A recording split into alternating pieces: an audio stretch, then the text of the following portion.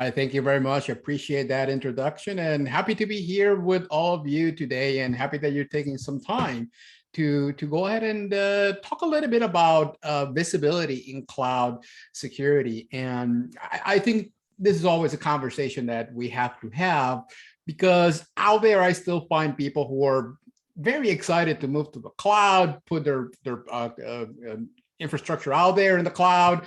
And there's still some questions that are being asked, like, oh, what do we do about logs? Well, how are we going to be monitoring things? And that's kind of what we're trying to do today, kind of paint a picture of how we are going to be working towards that. So having said that, some of the things that we're going to be talking about today, we're going to talk about cloud adoption because that's where it all starts. Everybody hears about digital transformation, about going to the cloud. Usually we have to do it at a really accelerated pace. And there's some things that we have to keep in mind as we do that. Speed is good, but we have to take the right approach to make sure that we are bringing security at the same speed that everything else. Of course, with doing that, there's going to be some security concerns. So we're going to talk about what those are. We're going to start the discussion on how to solve the problem. This is not meant to be, this is the one way to do it. The idea here is to start to give you some ideas of how we're going to tackle this issue of visibility in the cloud. What is it that we need to do? We'll see some of that stuff today. We're going to talk about how we can leverage native tooling. The cloud providers, they're doing their job. They're putting out their solutions for everybody to use. We'll explore that in a little bit more in depth as we go today. However, as a good job as the providers are doing, there's going to be some gaps, and they will not be the same for each one of you out there, depending on what you do, your company, your agency. You're going to have different needs. So those gaps could be very wide, it could be minor.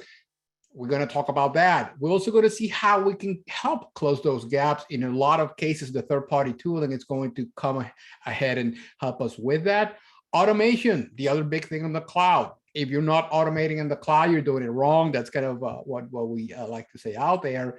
Not to be meant that we have to automate everything because something just can be automated. We're going to talk a little bit about threat hunting today, for example. That's something that, sure, we can throw technology and solutions at it, but we need those analyst brains to be able to analyze what is being seen there. The machines can only tell so much. At the end, of course, we're going to go ahead and have a little bit of a Q&A, hopefully clarify any questions that you may have and see how we can help. So with that, I think Lara did a great job introducing me, so I'm not going to bug you with the details. So thank you, Lara, for doing so. So moving into the issue that we have at hand, like I said, this whole idea of a digital transformation and basically it has become the cloud at some point. Every time somebody has digital transformation, that means we're going to the cloud, right? What does that mean for us from a security perspective is that it might be new for some of you. Maybe you understand it, maybe you don't. Maybe it's a challenge. It is exciting for sure, but as businesses try to leverage the cloud to move their IT infrastructure out there and their IT platforms, it's going to be our responsibility to make sure that we enable the business to do so in a secure manner. That's what it basically means for us. And if you've been living under a rock, the pandemic has been a catalyst for cloud adoption. The few companies that were like, I don't know about the cloud, do we really need it? When everybody was asked to quarantine and be at home, etc., yeah, those companies found how to shift quickly. Look at the example of schools. In a lot of schools, remote learning wasn't a thing. Platforms like the all popular Zoom, cloud-based, that was a game changer. If this happened many, many years ago, it would have been a different thing. So the pandemic, it's been one of those catalysts to, again, make sure that the cloud, people who were thinking about the cloud, entities, companies, all of that, now said, okay, we have to do it. Now it is the time.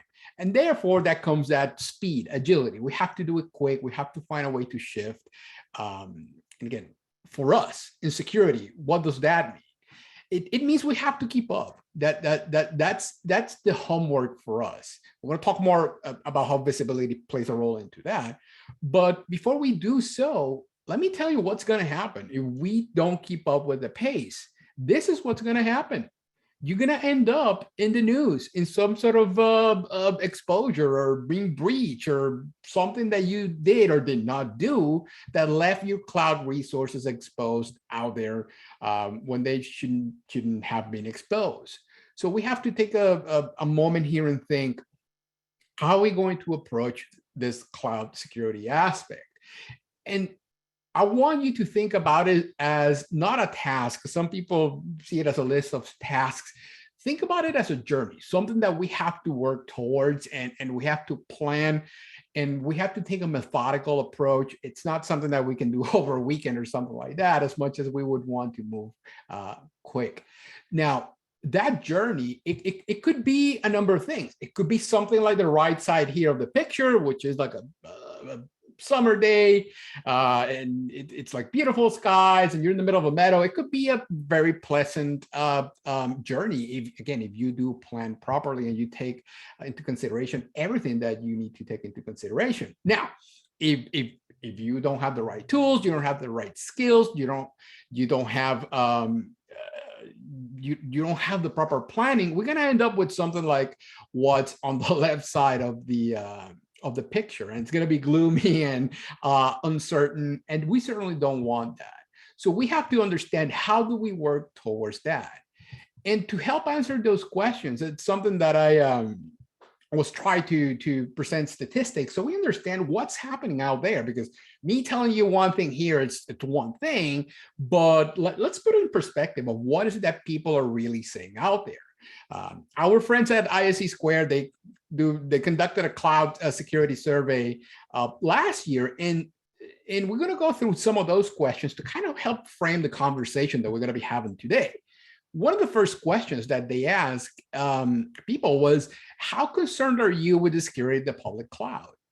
And what you have to focus on here on the graphic, it's that the levels of orange, that makes 94% of the people that said, I'm somewhere between moderately concerned to really, really super concerned. So that is the big majority of the respondents say, yeah, we are concerned about the security of public cloud.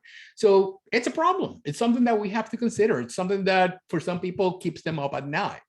Then what they did was follow up with, okay, so what is it that you're worried about? What's the problem? And I mean, no surprise, data loss and leakage and data privacy and confidentiality. That makes sense. That's no different than most of the things that we would be worried on a regular traditional on-premise environment. It is a problem. And it makes sense with what we're seeing out there in regards to breaches. And so these are the things that we're seeing out there that security is failing at. One more question that they asked was, okay, so what's the problem? What are you struggling with? And again, should not be a surprise. A lack of qualified staff. We have all heard about that. It's getting exacerbated by the whole pandemic thing and people shifting jobs, and security doesn't have enough people. You know the drill. You've heard it. It is a problem. In addition to that, if we look at the bottom, we have visibility into infrastructure, which is what we're here to talk about here today. Following that, we have the lack of the capacity to identify misconfigurations, which makes sense, because if you don't have the visibility, how are you going to know when something is going on? So it's a problem that we need to be cognizant of, and we need to devise a plan to tackle it.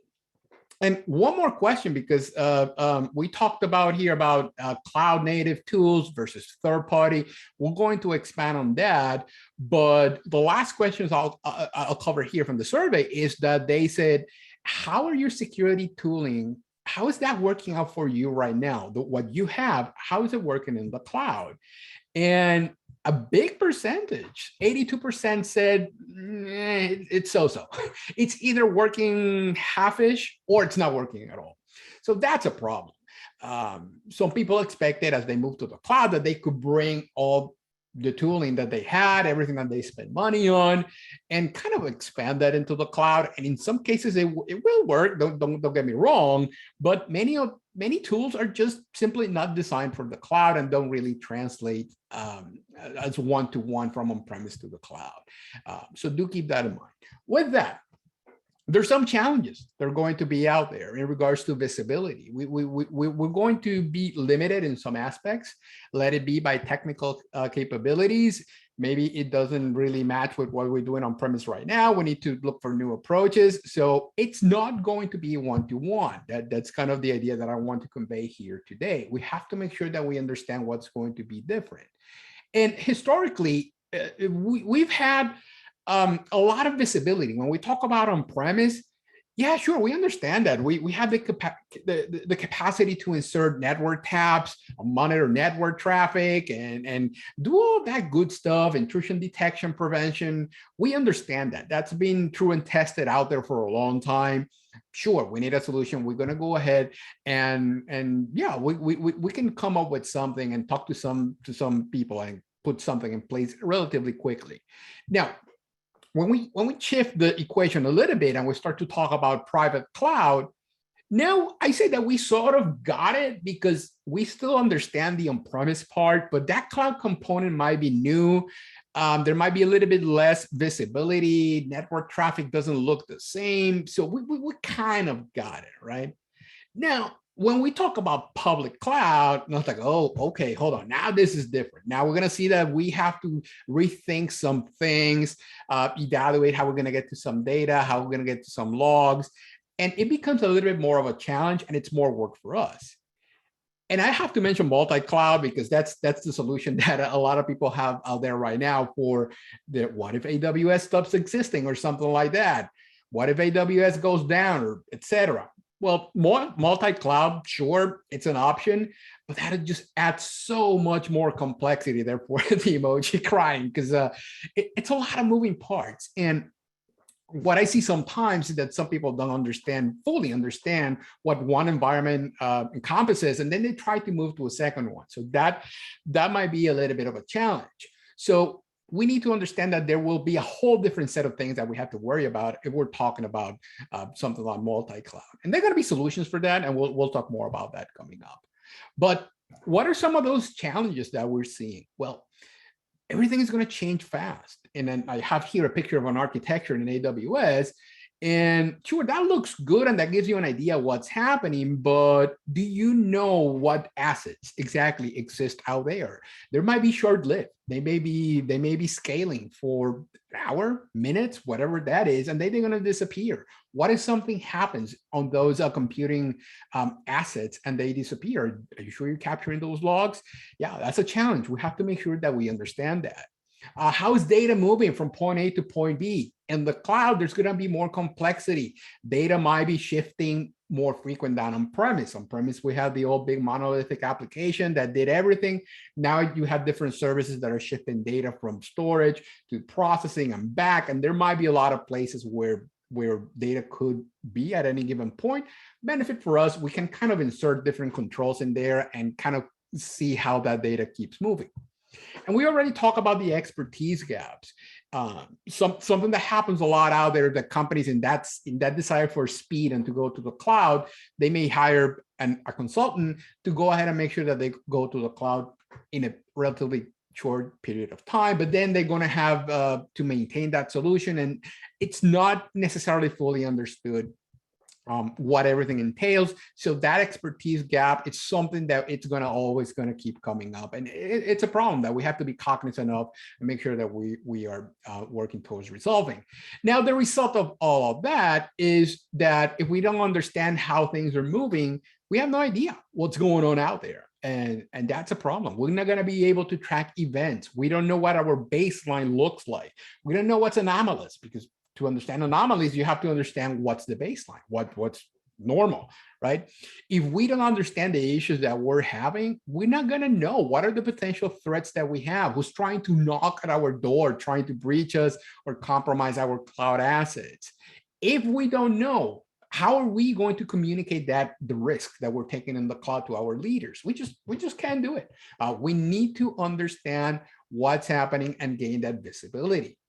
And then that invites the question, okay, so how are we going to proceed and take a deep look into that visibility? And of course, no cloud discussion would be complete without talking about the shared responsibility model. I think like we have a contractual agreement to put this into every talk, because it's still something that some people do not understand. And sure, if you've been around the cloud for a while, maybe you have certifications and you work on the cloud, you understand this. You know that the provider is going to be taking care of some things. You as a customer will be taking care of some others. And that is to be understood. But make sure that your leaders understand this. Make sure that every stakeholder understands it. If there's a business unit going to the cloud, they're developing an application, they can't assume that the provider is going to grab logs automatically, because that is not the case. There has to be hopefully some application level logging on top of everything that will exist out there. So it's our responsibility as security practitioners to make sure that, one, we understand this, and I'm pretty sure most of you do, but also that we become advocates and let our leaders and every other stakeholder know what this means, because it all looks nice there in the slide. But again, some people still struggle to understand this issue. So now diving into the visibility problem, how do we solve it? And again, not meant to be a super prescriptive do A, B, C, D. This is more to get your head thinking in the right way, put you in the right mindset of how we would attack these issues. The first one is we have to understand our cloud assets. And this is a problem that we've been dragging forever. Again, I've been doing IT for many years, and I've never been in a company that knows in depth their assets. There's always going to be some gap in asset management. In the cloud, it's even more critical that we understand what's out there for us to take care of. We need to also understand attacks, and we'll dive more into these, but I just want to paint the big picture before we dive in. Visibility strategy. How are we going to be attacking logs? Some providers log more than others by default. We have to do our homework and make sure that we are activating whatever logs we need to satisfy whatever monitoring and observability needs we may have. The tooling, we're going to talk about the tooling, automation, and the skills. None of the above matters if we don't have the right people, the right skill set to make sure that we're taking care of all of these things. So in regards to cloud assets, if you've been around security any number of years, or even if you're new, most likely you have heard about the Center for Internet Security and the critical security controls. Controls number 1 and number 2 talk about understand your hardware assets and understand your software assets. Of course, in the cloud, unless you're in a hybrid model, you don't really care about the physical, the hardware. It's mostly all software for us. So what we have to make sure is that we understand what assets do we have out there?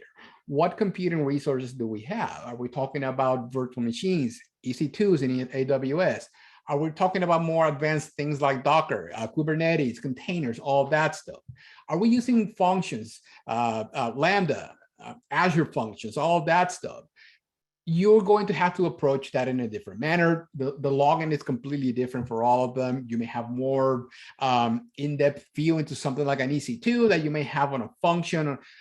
You have to think about all these things, again, because the providers are not going to be doing any of this stuff for you.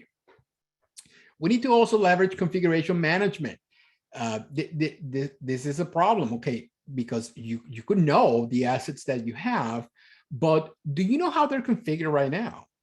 Do you know if they adhere to what you said you wanted when you deploy them? Configuration drift is a problem. Has been happening again forever on premise. It does extend to the cloud, and we need to have some visibility into that and be able to detect that quickly and hopefully take some action. In a perfect world, it will be automatic remediation of some things. Others, sure, might need to be vetted manually, but the idea is to be alerted when something drifts from the state where you want it to be. And no unauthorized changes. That's the other big thing.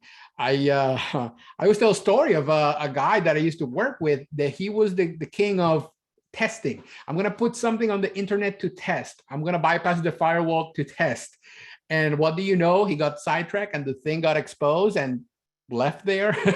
And yeah, that's kind of what we see in the cloud nowadays. People might be testing a public bucket and it stays open right there, a database, an admin control panel for something that lives on the cloud, Elastic, you name it, some Kubernetes console. whatever it is. People do that. They expose things allegedly for testing and they leave them out there. We have to make sure that we can detect things like that. The other thing that we need to do is how are we going to be attacked? That is a question that all of us should be able to answer. Ideally, you would be doing something like threat modeling, understanding how somebody can get to your cloud platforms. And luckily for us, there's a lot of guidance out there. We don't have to go blind about anything like that. I mentioned here the MITRE attack framework, for example. One of those things that I think everybody should know. This is tactics, techniques, and procedures that have been cataloged from actual attacks that exist out there that either have been made public or have been shared privately with MITRE. They doing the community a favor by putting these matrices together of, okay, attackers do this thing and they do it this way. This is how they gain initial access. This is how they establish persistence. This is how they exfiltrate data. What that means for you is that knowing how they do that, you can go ahead and leverage that to plan for developing use cases for your monitoring. Again, it's the logs have to be actionable. We're going to make it actionable by developing use cases. It's not monitoring for the sake of monitoring and observing what's happening. You need to be able to say, this is what I consider risky, and I want to monitor for that sort of thing. We talked a little bit about threat hunting also. This is a more mature approach that hopefully you do have some capabilities in-house. I see some companies kind of bringing a contractor to specialize in that. That's also a fair approach. It's no right or wrong answer here, but again, it's one of those more advanced things that you have to make sure that you do go out and look for potential trouble before trouble finds you.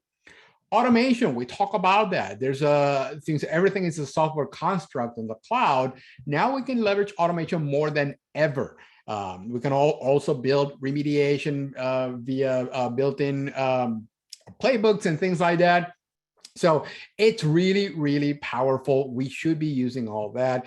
And also, we have to continuously test and refine. Remember, nothing is going to be static in the cloud. Everything's going to be changing all the time. Now, the question that I sometimes get is like, hey, Raj, what am I looking at in the cloud? Because there's so many different things. And the answer to that, like many things in life, it's going to be, it depends, right? Some people say, oh, I'm just going to monitor the network. Well, that's just a part of the equation. You got to think about, what are you using? Do you have databases? Yeah, there's things that are going to happen, particular in that database, that you may want to monitor. Your VMs, if you're running, for example, Windows, you want to make sure you have things like sysmon and you're capturing those logs. Serverless function, containers, whatever you're using, that's going to be part of your answer as to what is it that we should be looking at.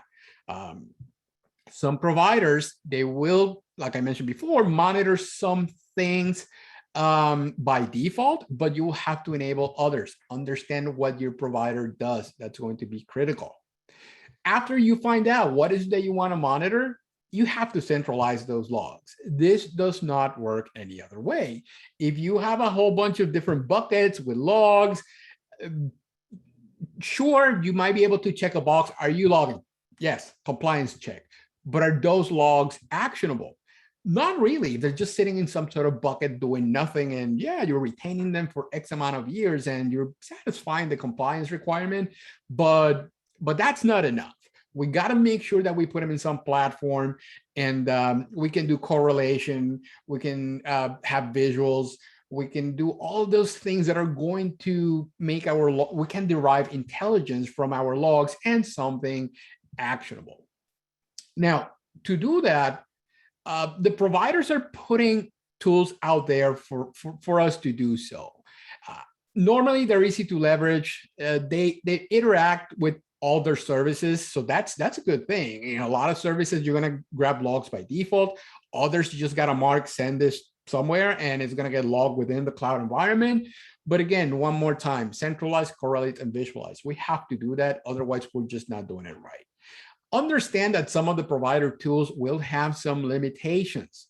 And that might be fine. Depending on where you're at in your cloud journey, you might be okay with the default options. At some point, what I see happen a lot out there is that you're going to mature your security operations. You're going to go to multi-cloud. You're going to need some solutions that speak all the clouds. And it kind of gets a little bit more complex from there. And that's where you may need to look at something like a third party to come and fill those gaps. And I'm mentioning some of the tools that you might use: CloudWatch, GuardDuty, Security Hub. On the Azure side, we have Sentinel, Monitor, and Security Center. All of these tools do what they do, and I think they do it relatively well. But like I said, depending on your particular use case, these might be a little bit of okay or not. They might be perfect for you. So understand what is it that they offer so you can go ahead and determine if they make sense for you. In the world of AWS, I always try to set CloudWatch because I see some people that, like I mentioned, they put everything on CloudTrail, and that's just a place to log, and the logs die a slow death there. They're not super actionable. They're there in case you have an incident and you need to query them. You can do so with the service called Athena, and you can, find out what's going on. But ideally, you would leverage something like CloudWatch. This is where that visibility kind of starts to take a central role here. Now we can develop metrics, alarms, build events, build response based on things that you see. If I see X, take Y action, trigger something, trigger a function, trigger a notification. See, now we're making them actionable. You can do dashboards. You can visualize things. You can say if there's X amount of attempts of doing this bad thing, do something. So it's going to give you that capacity to get the logs, retain them, analyze them, and do a little bit of and interact with them. And the way that you would do so, and here's a quick example, it would be, okay, let's say I'm sending my logs to CloudWatch. Again, I'm going to gain some visibility. I can interact with them. They're going to bring a little bit more value. Let's say you want to find something about creating an access key. So, okay, you can go ahead and do so and put a quick query right there. You go ahead and run it, and that's going to produce some results if there's some activity that matches that. Now, in my example here, I'm being a little bit obvious for the purposes of demo and the spirit of science, but notice when we see a username down here that, okay, mine is called evil person. I guarantee you your attacker is not going to use an account named evil person. But my point is that attackers can get access to your platforms. They can create accounts. They can do things that seem out of the ordinary. In this case, are you creating access keys all the time? Maybe. For a lot of us, that's not the case. For a lot of us, keys get created at the beginning of when we're doing something, spinning up a project, bringing up some application. There's usually some period of time when you're going to be creating keys. It ideally would not be every single day in a lot of environments. So this may stand out to you. Not saying it's bad, it's just saying that in my use case where I don't create keys every single day, this is going to go ahead and come up to the top of my attention. So again, you have to determine what's risky for you and then create these use cases around that. What we can do after we see that evil person is doing something that seems anomalous, we can go ahead and keep building on queries. And now we can say, okay, let me see everything that evil person did. And let's look at what happened. So now we're seeing a little bit more detail of all the activity associated with that evil person. We see here that the person was logging through the console. There's a describe, which usually means, they're finding out, reading something. Now, changing passwords, changing security groups. Now we see that there's a pattern here. There's another group that was created. There was a bucket that was created. And again, if we don't recognize that user, that's a problem. Or even if we recognize that user, let's say it matches how we name our users, maybe the whole activity that we're seeing here doesn't really match the pattern of what that person does. That person should not be creating buckets, security groups. Again, now you have a little bit more in-depth visibility into what exactly is happening in your environment, and you can go ahead and investigate based off of that. So that is the value of something like CloudWatch. From there, we move on to talk about Security Hub. And some people see Security Hub as a compliance type tool. And sure, that's kind of what it is, because it's going to compare you against some sort of standards. In the example that we have here on the screen, we have the AWS Foundational Best Practices, the CIS benchmarks, and we have PCI DSS. The idea here being that it's giving you sort of a score of how are you doing relative to what that framework or sets of best practices requires. I don't want people to see this as a compliance aspect. I want to see it as, okay, what are some of the things that I should be doing to get some sort of baseline of adequate controls? Because that's basically what the frameworks do. We all may have mixed views on the compliance aspects of security, but it's important. It's important. And think about this. How would you do this on premise? There wasn't like a simple tool that you can run in your on premise and tell you, oh, you're missing this. Oh, you're missing that. This is built into the cloud, and every provider has the same thing. Azure does the same thing with Security Center, where they are going to let you know, hey, listen, you have a lot of room for improvement here. You may want to fix A, B, C, D. So this is going to be a lot of value for that, to understanding what's your posture at the moment from a framework perspective or set of best practices. So do make sure that you leverage tools like this. They're going to be of a lot of value to you. Also, in the world of AWS, we have GuardDuty, which is kind of their a threat detection tool. Some people mistakenly, in my opinion, call it a SIEM. Not really that, because it kind of does its magic on the back end, and it's going to present you some findings. It does its stuff behind the scenes. So it's not a SIEM. That's what I'm saying. Some people say, oh yeah, GuardDuty is the AWS SIEM. Not really. It has some of that functionality, but not really as encompassing as a more advanced tool. But again, all these things worth trying to say how they're going to fit your use case. We see some examples here of what you might be seeing here. If somebody's using root, always bad. It's kind of your almighty admin access. Ideally, you should not be using that. If somebody's trying to port scan you, all of those things. And like everything, it may require a little bit of tuning, but it's going to give you a good idea of what exactly is happening out there that you should be paying attention to. Another tool that I want you to consider is going to be AWS Config. This one goes with what I talked about before about inventory. We need to understand the resources that we have out there in our cloud. And again, just because I'm talking about AWS, understand that the other providers, almost all of them, have the same functionality in some other tool. So what would you see here if you work in Azure, in GCP, those other platforms? It's the essence is the same. There will be some tool that will let you do this. So don't think that because we're talking AWS here for the examples, that doesn't apply. The spirit of it applies. You're going to have the same tool in the other provider. The beauty about the inventory here, you can go ahead and config and take a quick look at what you have. You want to make sure that you see what security groups you have, the buckets that you may have, if you have VMs, network interfaces, all of that stuff. Because think about this. If you have documented that you have, I don't know, 7 buckets, like the example that we're showing right here, what about you see that number that says 27, 37, 47?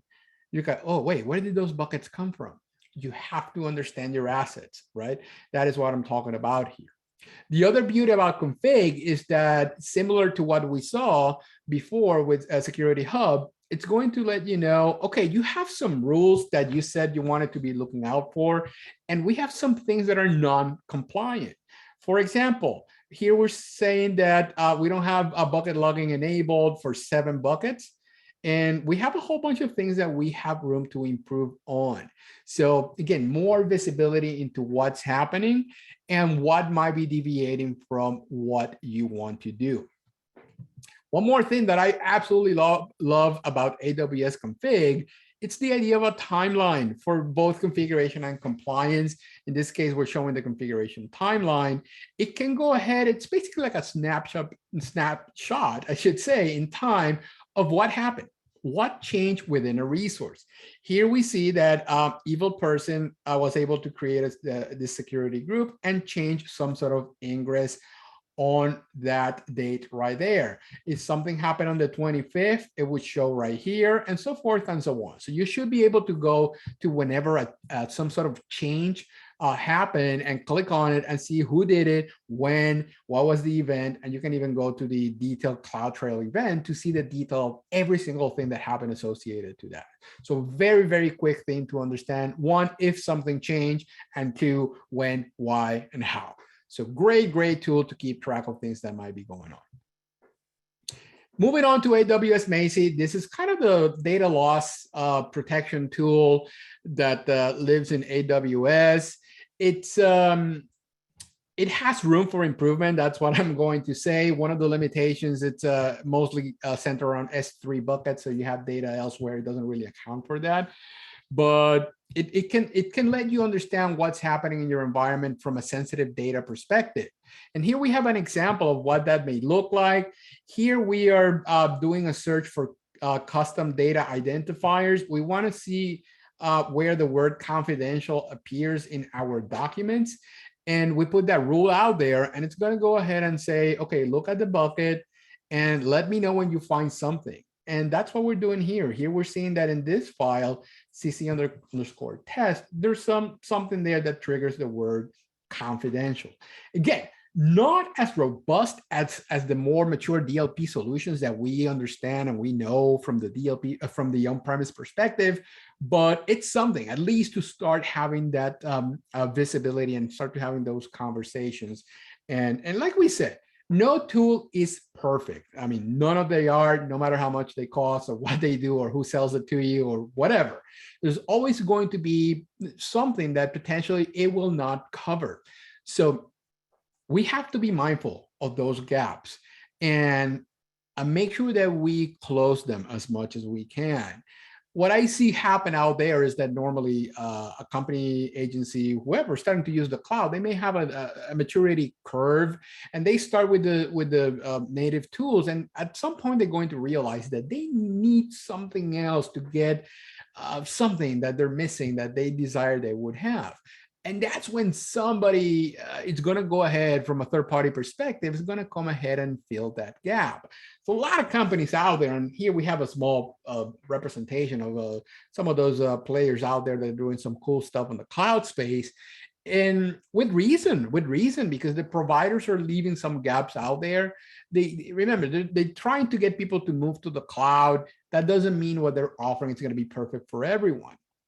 Where the third parties are going to be playing a role, there's going to be a lot of benefits. Number one, you may already know them. Just picking somebody here, I'm going to pick on Cisco because they have been on-premise for a long time. They're on top of their game, respected, recognized. You know the drill. You may already know those platforms. You may know how they operate. So it's going to make sense for you to stay within those vendors that you know, because that's going to reduce that skills gap that we talked about. So see what, if you have a vendor that you have a lot of investment with from on-premise, think about how they can help you in the cloud. It might reduce that learning curve for your people. The other big thing, you may already own them. A lot of what I call traditional security companies, they might have some portability clauses that you can, okay, you're going to stand down things on premise. Let's go ahead and reuse those licenses in the cloud. That means no additional cost for you. The other thing, it might be something really specialized. We have people like Lacework, Aqua. Those companies are doing some really specific things that do fill some gaps, containers, whatever it is, you name it. It's something that the providers may not have the depth of monitoring and being able to take some action. Those tools are going to help you a lot with that. We have things like Netscope, Zscaler, those CASB solutions. They're doing some very specific cool things that providers are just not providing that functionality. And again, they're going to help you cover those gaps the providers are leaving out there. One more time, not saying that the providers are bad. It's just that they're just trying to appeal to everybody. And at some point, they're going to have to draw the line and say, okay, this is the product that we're going to ship. And it's not going to be perfect for everybody, but it's going to cover 70% of the use cases, or 60, or whatever they think it is. If you fall outside of that, you do have to consider, how do I solve for that? Look into third-party solutions. That's going to be the approach that we're going to be taking here. Now, from an automation perspective, this is something that I said at the beginning. If you're not automating, you're not doing it right. The cloud console is all cool, and you have the interface and you can move around quickly, and sure, as you scale, that doesn't really scale. You're going to have to automate. You're going to have to do things programmatically. You're going to have to be continuously assessing your environment. Remember what we talked about, the inventory. That doesn't mean you're going to be logging into the console and looking there every day to what's out there. That gets old really, really quick. Automation is where it's at. We have tools out there like the CSPM, the Cloud Security Posture Management, that are looking to do that centralization and looking at your environments and kind of, as much as the word might be overused, that single pane of glass view into what's going on in your environment from all the perspectives that we talked about: inventory, maybe incidents, deviation from configurations, all of that good stuff.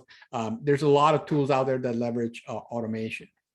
They're going to be able to give you visibility into multiple environments. Remember that we talk about how multi-cloud makes all this conversation a little bit more complex about how we're going to monitor. That's where we're going to gain something. We need to, if we pair third-party tools with automation, and we're talking, we do have that visibility. Automated compliance monitoring. There should be no reason why we find buckets that are publicly exposed, unencrypted, all that stuff. We should be automatically looking for those things. Misconfiguration, drift, all of that. And let me tell you something about misconfiguration. If you look at cloud breaches out there, the big issue out there is precisely that. We practitioners are misconfiguring things, and that's how we end up in the news. Our company ends up in the news, buckets exposed, all the things that we talked about. The providers are not failing here. It's us. We are letting things go misconfigured. Now, let me qualify that. In the last month, if you follow cloud security news, you may have heard that Azure had a difficult set of months with a whole bunch of vulnerabilities and 0 days and all that. Well, sure, that's happening, but we're not seeing a ton of breaches as a result of that. Responsible disclosure and whatever. Where we're seeing a whole bunch of issues is when people leave things open and they don't pay attention to that misconfiguration aspect. Once we do all that, that's how we can identify and remediate risk, because that is what we're trying to do here. So do keep that in mind. Automation is going to help you scale this as we go along. You can only do so much in the console before it becomes a burden. So again, automation is where it's at. Do keep that in mind. Now, as we start to wrap up here, we can't forget about the skills gap. It's something that, there's a lot of talk out there, and it keeps being mentioned everywhere. And sure, we need people, but we need to do our part to make sure that if you're in a leadership position, make sure that you're training your people. Everybody who's going to be managing your cloud, you have to give them the tools that they need. Please don't throw people blindly out there to do things without the training, because it's difficult. We need to make sure that we're going hands-on, that our people are going hands-on. If you're a practitioner, go hands-on. If you're a leader, demand that from your people, because we can pass cloud certifications. They're great to get the basics, but we have to put those hands on keyboard. We have to try things out. We need lab environments. I like to tell the idea of throw some challenges. Let your people know, can we do X? Go ahead and do it. Let me know how it goes if they've never done it before. The idea of game days is always helpful. Kind of like your own internal capture the flag. Develop that in your environments. Have your people excited. Maybe there's like a little prize. I don't know, a day off, a Starbucks gift card, whatever it's within your power to do. And maybe just sometimes for the fun, just dedicating some time, a few hours to just trying to solve some challenge. That is always fun. I love it. Make sure that you do it. So, but one more time.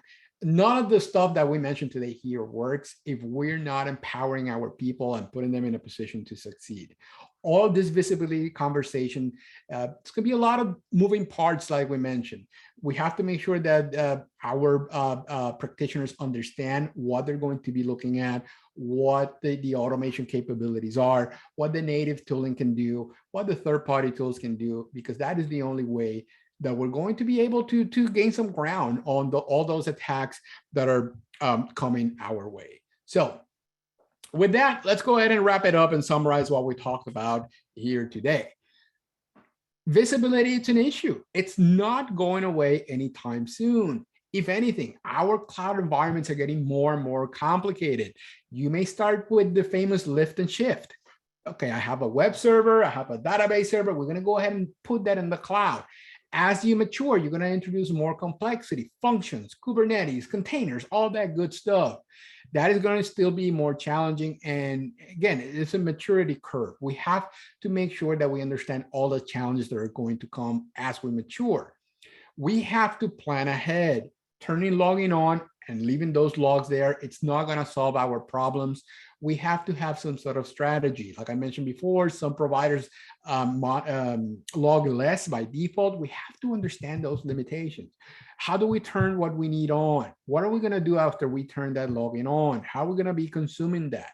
The answer ideally would be correlation visualization and developing intelligence out of those logs. Again, does not work any other way. If you dump it on a bucket and you're trying to do some rudimentary use cases, it might be a little bit difficult. We kind of mentioned the idea of a SIEM. Do I need to bring my logs back on premise? That might be a solution for you. If you have a strong people who can manage your on-premise SIEM, and you may want to do that. You may want to bring them along. Ideally, you would use something cloud native, so you don't have to ship those logs and pay for those logs to get out of your cloud. But again, it's a function of maturity. We talk about the tooling. Go ahead and look at what your provider has. That's going to be the path of least resistance. It may solve half of your problems. It may solve 80%, whatever that is for you. It's going to solve some part of your issues. But at some point, we're going to need to go ahead and look into third-party tooling, because that would be the right thing to do as you mature and you get more complexity. And finally, please don't forget about training. It's easy to get lost in all the business that we have on a daily basis, and forget about that. We have to be improving our skills. We have to make sure that we empower our people to develop their skills, because that is how we're going to stay on top of all those threats that are trying to come knock on our door and hit us and get our data and expose us. And again, I don't know you, but I don't want to end up on the news or with somebody like a researcher calling me, hey, did you know that you have your buckets with all your sensitive information out there? That it's a conversation that none of us want to have. I'd rather find that myself with all the stuff that we talked about here. So that's why this is important. If somebody calls you to let you know that you have stuff exposed, that ain't gonna go well. So with that, let's go ahead and open it up for Q&A. That's all I have for you today. Hopefully it's been of value. So let me turn it back to Lara and see if there's any questions that we have out there that we can help answer. Terrific. Thank you so much, Roger. We appreciate that you brought this presentation and content to the SANS community. We do not have a single question yet. So come on, audience. We know you're out there. You must have one question for Roger. We'll give it a minute. And Roger, I'm going to put you on the spot here while we wait for any questions. Do you want to talk about when you're teaching next? Sure. Like I mentioned at the beginning, I do teach for SANS. I teach the SANS Sec 488 Cloud Security Foundations class. So it's one of those classes that it's great if you're going to be new in the cloud and you're trying to find your way as to what we talked about here. What solution do I use for what? A lot of people get confused. Where does Security Hub fit? Where does GuardDuty fit? So we cover all of that. We do have a robust calendar for that class. It's super popular. It's one of the top cloud classes right now. I do have a session coming up in December. I have another one in February. So So myself and my other colleagues that teach the class, there's one going on every month. So that's something that you're interested in and you want to get to know all this stuff more in depth, do come talk to Sans, go out there on the website, Sec488, fantastic class. Terrific. We got one question, Roger. So other than SANS, where is the best place that you have found to get training? So that is a good question. I'm a little bit biased because we have some very great minds here at SANS, but what you can do, the advice that I'm going to give you is you have to go ahead and try things on your own. There's a lot of community-driven stuff out there, discussion boards, Slack groups, Discords, of people that want to contribute to the community. So go ahead and seek those out. That idea that I presented of throwing challenges, you would see that in a lot of different groups, and they would tell you, oh, this is how you would build a forensic pipeline, automated forensic pipeline in AWS. That's a possibility. The providers themselves, they put a lot of example use cases out there. I know Azure, AWS, they say, hey, if you want to do this, this is how you would do it. I found it throughout my career, a lot of value in those things. Because I'm trying to do maybe a one-off that might not be covered in training or something like that, but either the community-driven efforts. I see a lot of people, for example, on LinkedIn that are putting articles all the time of cool things that they're doing. If you put the hashtag AWS security, you can see some of that stuff. So there's definitely a lot of good stuff out there. So do seek it out. Thank you for that answer. Another question. Can you provide your opinion on Azure Logs and its centralization? Sure. So Azure, I don't think I actually said it, but Azure is that one provider where there's going to be a little bit less log by default. So that's why I make a lot of emphasis of understand how your provider does logging. I've seen people almost cry when they have an incident and they go look for something and they realize that they were not capturing those logs. Example, if you have a web application firewall in Azure, the logging is going to be limited. You don't know the requests that are going to be made in the front of that WAF. You have to go and enable those, what they call the diagnostic settings. So you have to make sure that you're enabling all of that. Now, Azure has the benefit that they do have the Sentinel product, which is a SIEM, something that I think they're way ahead of AWS because AWS doesn't have a SIEM per se.